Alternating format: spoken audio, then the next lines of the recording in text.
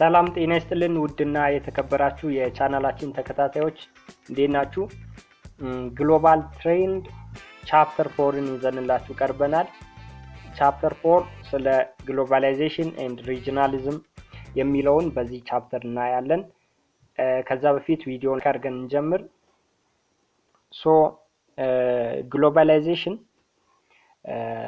as introduction ስናይ Globalization የሚለው term ምን ማለት ነው ሚለውን ስናይ is often understood as a phenomena or a process characterized by increasing interconnectedness or that bringing the world into one global village.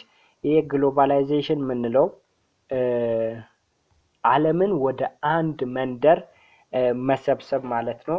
interdependence or interconnectedness በጣም እንዲጨምር እርስ በርስ ሀገራት መካከል ያለው ትስስር በንግድ በኢኮኖሚው በኢንፎርሜሽኑም እጅግ በጣም ኢንተርኮኔክትድ እንዲሆን በማድረግ ዓለምን በጣም ግዙፋን ዓለም ወደ አንድ መንደር ወደ መሰብሰብ የታለመ ነው ግሎባላይዜሽን የሚለው።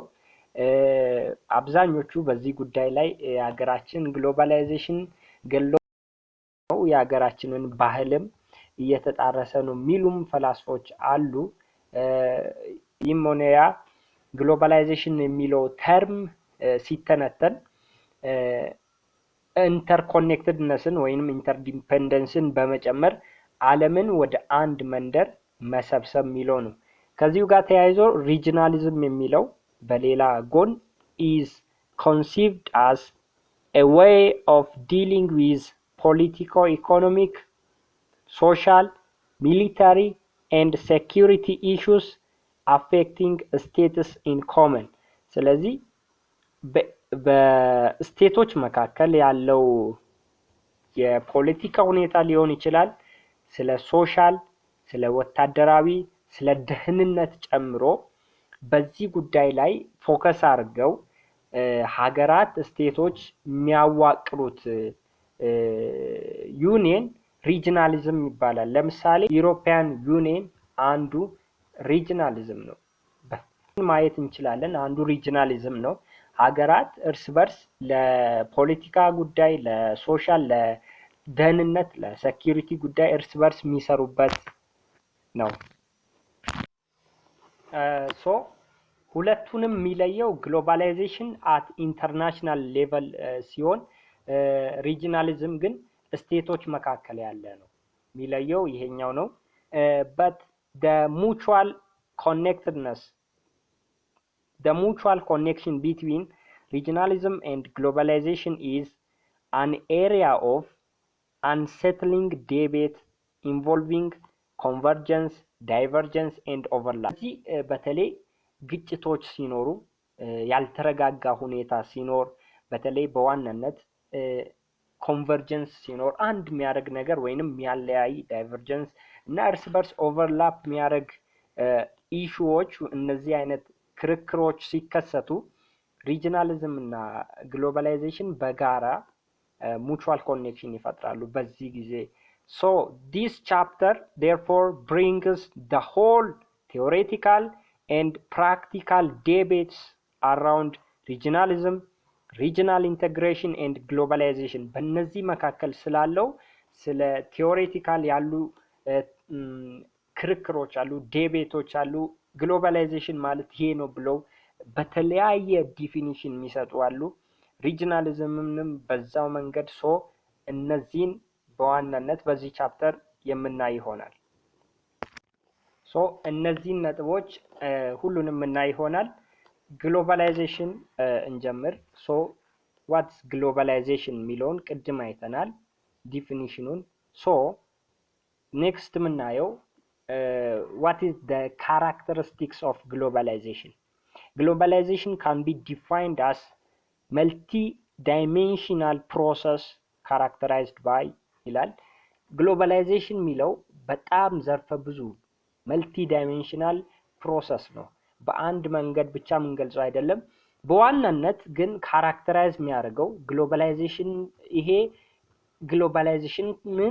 ግሎባላይዜሽንን ካራክተራይዝ ያደርጋል ተብሎ የተጠቀሱት የመጀመሪያው the stretching of social and political activities across state or political frontiers ስለዚህ የፖለቲካ ሁኔታ የማህበራዊ ህይወት በተለያየ የዓለማችን ሀገራት መካከል ያሉት በጣም ስትሬች የሆነ መምጣቱ እርስ በርስ ኢቭን የውጭ ሀገር ባህል እዚሁ እኛ ሆነን እንድናቅ ያስቻለን አንዱ መንገድ ግሎባላይዜሽን ነው።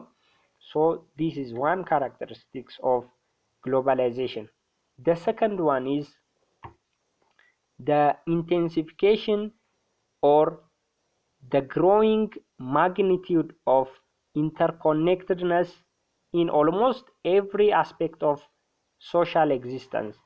በተለይ በሁሉም ሶሻል ኤግዚስተንስ ላይ በተለያየ ሀገራት መካከል በተለያየ ዓለማችን ስቴቶች መካከል in every aspect ኢንተርኮኔክሽን በጣም እየጨመረ መሆኑ እርስ በርስ ጥገኛ የመሆኑ ሀገራት ጥገኛ የመሆናቸው ነጥብ እየጨመረ መምጣቱ ለምሳሌ በድሮ ጊዜ ሀገራችን እያለን ለምሳሌ ኢትዮጵያ እያለን ቻይና ውስጥ የሆነ ክስተት ቢፈጠር ብዙም ላንሰማ እንችላለን። በድሮ በነበረው ጊዜ ጦርነትም ቢከሰት ቆይቶ ከዘመናት በኋላ ነው የሚሰማው እኛ ሀገር። ነገር ግን አሁን ላይ ኢንተርኮኔክሽኑ እጅግ እየጨመረ ስለመጣ ሌላ ሀገር የሚከሰተው እያንዳንዱ ነጥብ እያንዳንዱ ክስተት እያንዳንዱ ግጭት በቀጥታም በተዘዋዋሪም ሀገራችን ላይ ተጽዕኖ ያመጣል። ለምሳሌ ቻይና ውስጥ የሆነ ግጭት ከተፈጠረ ኢትዮጵያ ውስጥ ያለው ኢኮኖሚ ላይ ትልቅ ለውጥ ያመጣል፣ ትልቅ ተጽዕኖ ይፈጥራል ማለት ነው። ይሄም ማለት ምን ማለት ነው? ሀገራት እርስ በርስ ኢንተርዲፔንደንት ሆነዋል፣ ኢንተርኮኔክሽን ፈጥረዋል ማለት ነው። ስለዚህ ይሄ መጨመሩ አንዱ ግሎባላይዜሽንን ካራክተራይዝ ያደርገዋል። ሶስተኛውና ሌላኛው ብዙዎቻችን የምናውቀው የኮሙኒኬሽን ሲስተሙ በተለይ የኢንተርኔት በኢንተርኔት ሰዎች ዓለም ላይ ያለው እዚህ ጋር ሆነን በኢንተርኔት ብቻ ሌላ ሀገር ላይ ያለውንም እንደ ጓደኛችን የምናዋራበት ሲስተም በትራንስፖርቱም በአየር መንገድ በተለያየ መንገድ እንዲህ መዘዋወር ዓለም ላይ ያለውን ህዝብ ኢዝሊ እንዲግባባ አድርጎታል። ይሄም አንዱ ግሎባላይዜሽንን ካራክተራይዝ ያደርገዋል።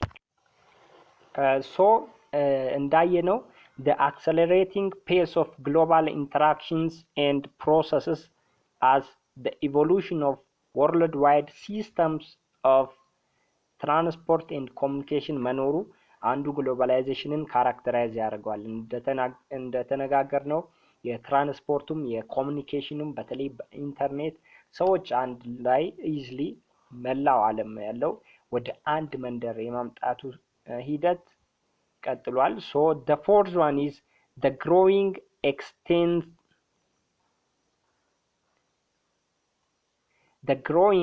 extensity, intensity and velocity of global interaction.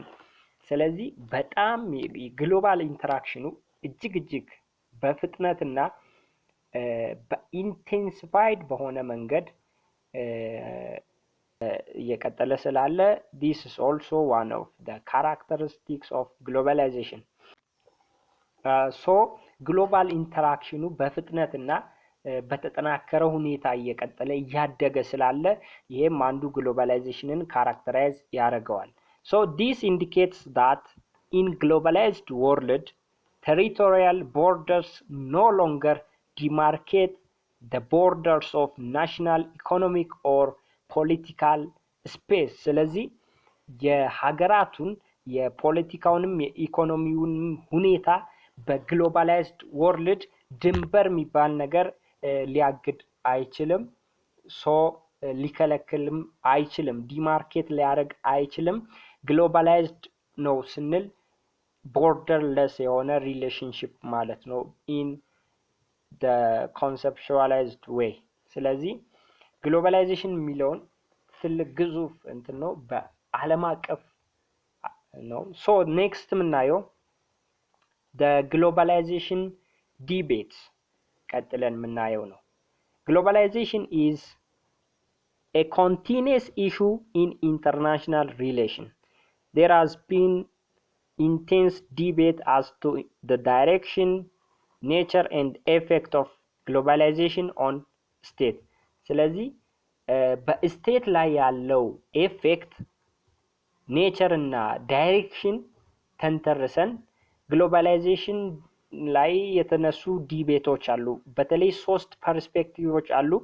ሃይፐር ግሎባሊስት፣ the skeptics and transformationalist ሶስቱ ዲቤቶች ተነስተዋል። ምን ላይ ተንተርሰን? on effect on state። ስለዚህ የመጀመሪያው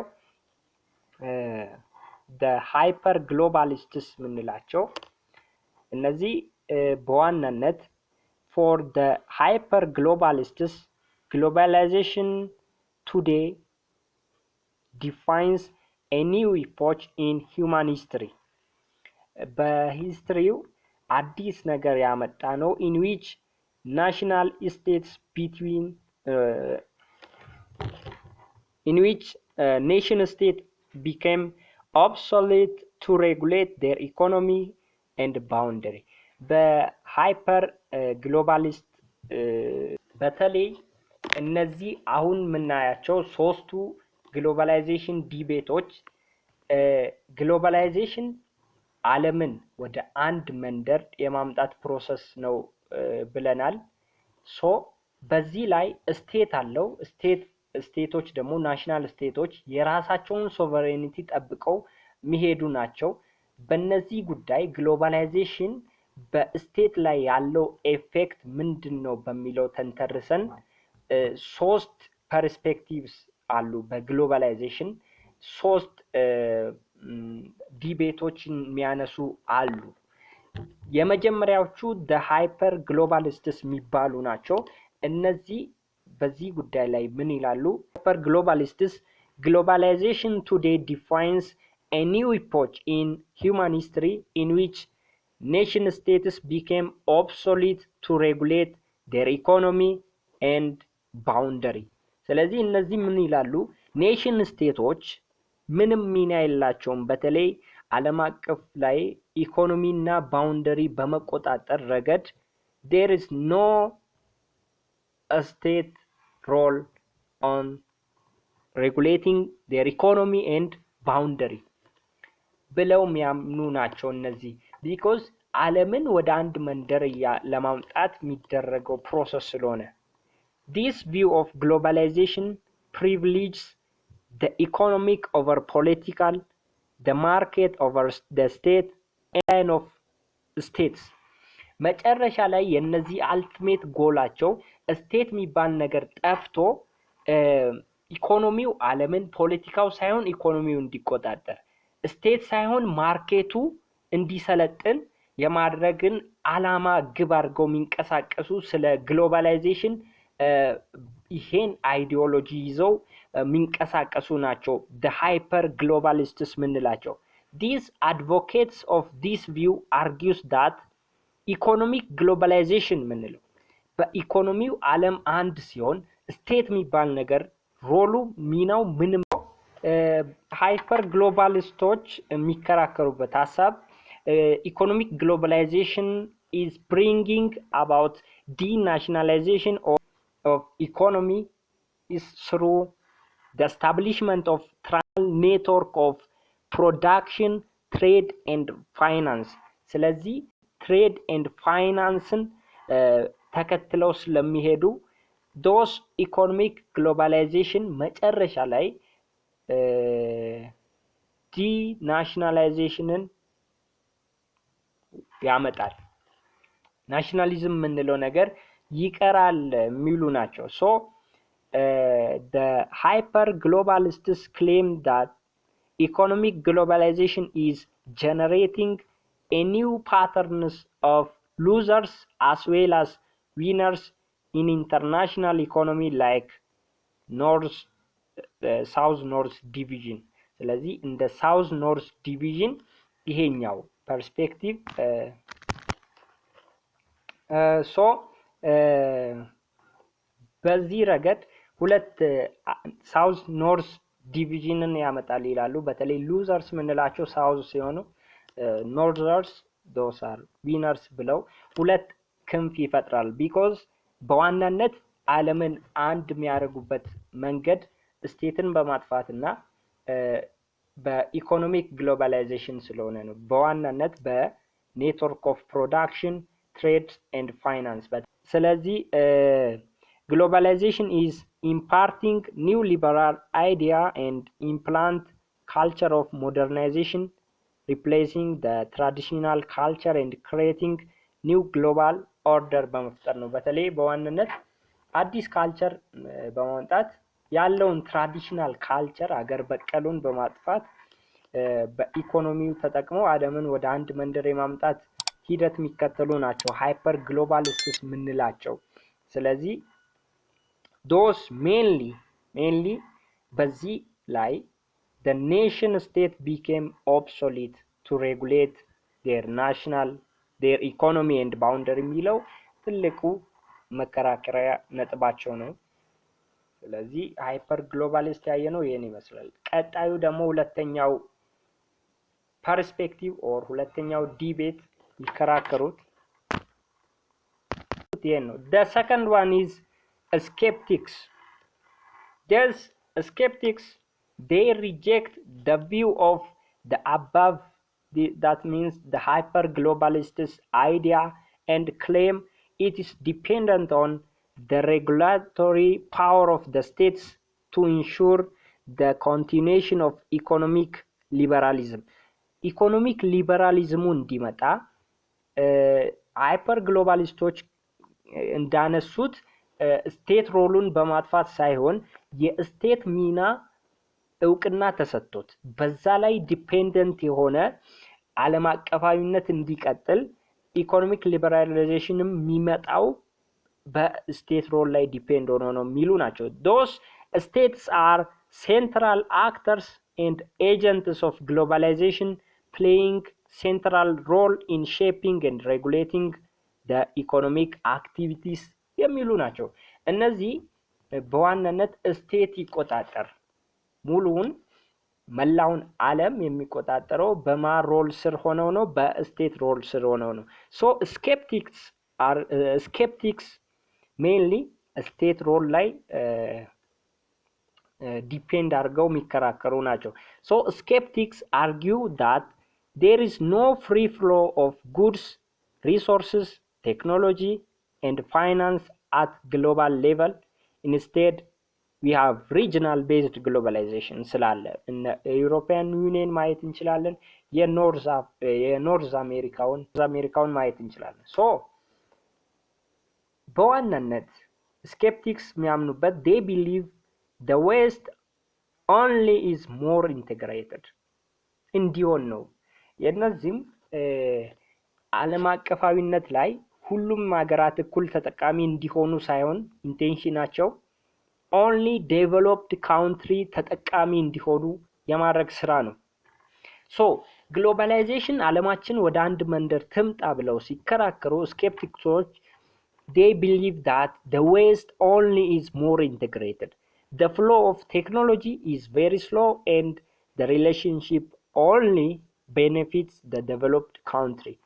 እነዚህ ያደጉ ሀገራትን ብቻ የሚጠቅም ላይ ተንተርሰው ዓለም አቀፋዊነት ይምጣ ብለው የሚከራከሩ ስቴት ሮል ትልቅ ነው ብለው የሚከራከሩ ናቸው። so for the skeptics globalization brings nothing new, rather is just the crystallization that already existing realities which is marked by the north south gap. ስለዚህ በኖርዝ እና በሳውዝ ኢኮኖሚክ ኢኒኳሊቲ ስላለ በዚህ ላይ ተንተርሶ የወጣ የግሎባላይዜሽን ዲቤት እንጂ just bring nothing new. so the skeptics በዋናነት እንዳየነው mainly they argue on the role of or the regulatory power of the state to ensure thus continuation of economic liberalization and to achieve globalization የሚሉ ናቸው። and through the state role different regional ኦርጋናይዜሽኖችም ስላሉ በዛ ስር አድርጎ ግሎባላይዜሽንን አቺቭ ለማድረግ የሚያስቡ ናቸው። ዲቤቱ በዛ ስር የሚከራከሩ ናቸው። the only benefit የሚያደርገው ደግሞ ዴቨሎፕድ ካንትሪዎችን ብቻ ነው ማለት ነው። ሶ ስለዚህ ስለ ስኬፕቲክስ የሁለተኛው አይተናል። the third one is the transformationalist. this transformationalist በተለይ ሚድል ቪው ይይዛሉ። ቅድም የጠቀስናቸው ስለ ሃይፐር ግሎባሊስት አይተናል፣ ስለ ስኬፕቲክስ አይተናል። እነዚህ የሚከተሉት ደግሞ ከሁለቱም ሚድል የሆነ ቪው አላቸው።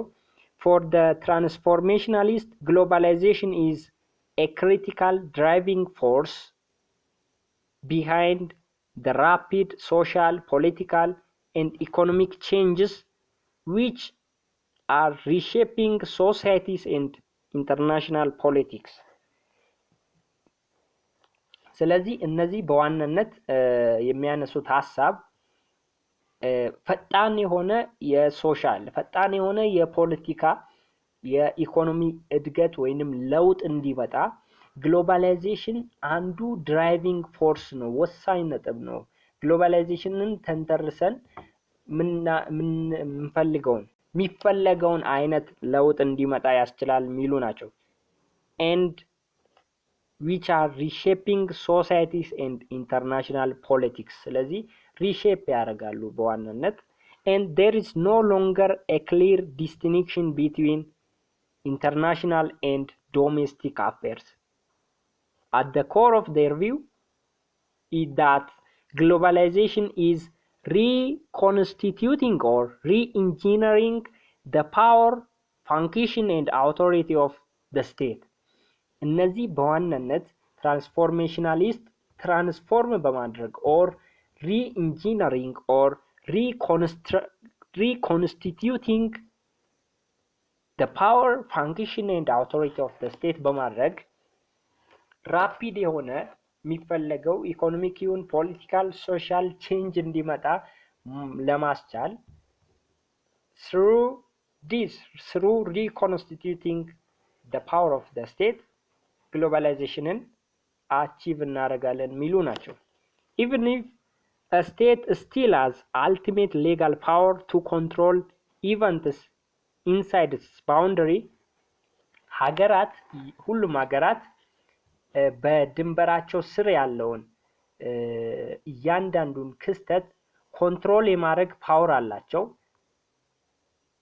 ነገር ግን በዚህ በትራንስፎርሜሽናሊስት ስቴቶች it can't command sole control over transboundary issues, actors, resource movement. ስለዚህ ድንበርን አልፎ ለሚሄድ ትራንስባውንደሪ ለሆነ የጉዳዮች ለምሳሌ የኢኮኖሚ ሊሆን ይችላል፣ የሀብት ሙቭመንት ላይ ምንም ሚና የላቸው። ነገር ግን በራሳቸው ድንበር ውስጥ ለሚካሄድ ነገር ምን አላቸው? ኮንትሮል አላቸው። በት ትራንስባውንደሪ ለሆነ ኢሹ ምንም አይነት ሚና የላቸውም ሚሉ ናቸው those transformationalists. Under globalization, national economic space no more coincides with a state boundary. so እንዳልነው ስቴቶች በዛ በነሱ ባውንደሪ ውስጥ ያለውን ብቻ ኮንትሮል ያደርጋሉ። ነገር ግን ትራንስባውንደሪ ለሆነ ኢሹ ከዛ አልፎ ለሚደረግ የሪሶርስ ሙቭመንት ኮንትሮል ስለሌላቸው under this globalization in transformationalist perspective, national economic space no more coincides with state boundary. So they reject both the hyper globalist view of end of the sovereignty state. ሃይፐር ግሎባሊስቶች ሶቨሬን ስቴት አይኖራቸውም፣ ስቴት ሚና ይጠፋል የሚለውን ይሄንንም ሪጀክት ያደርጋሉ። እነማን? እነ ትራንስፎርሜሽናሊስት as well as the skeptics claim that nothing much has changed የሚለውንም ምንም ነገር ቼንጅ አይሆንም የሚለውንም ይሄንንም ምን ያደርጋሉ? ሪጀክት ያደርጋሉ። and the role of state is redefined by the emergence of non-state actors who also became the major player። በእንዲህ እዚህ ላይ የስቴት ሚና ሳይሆን ያለው ነን ስቴት አክተሮች ትልቅ ሜጀር ፕሌየር ትልቅ ሚና አላቸው። ሶ ዛሬ ስለ ግሎባላይዜሽን ተርሞች ዲቤቶች ያነሳነው ቶፒክ ይሄን ይመስላል። በቀጣይ ስለ effect of globalization or globalization and its impact on Africa የሚለውን ኔክስት ይዘን ምንቀርብ ይሆናል። አብራችሁን ስለነበራችሁ እጅግ አድርገን እናመሰግናለን። ሰላማችሁ ይብዛ። ቻው ቻው።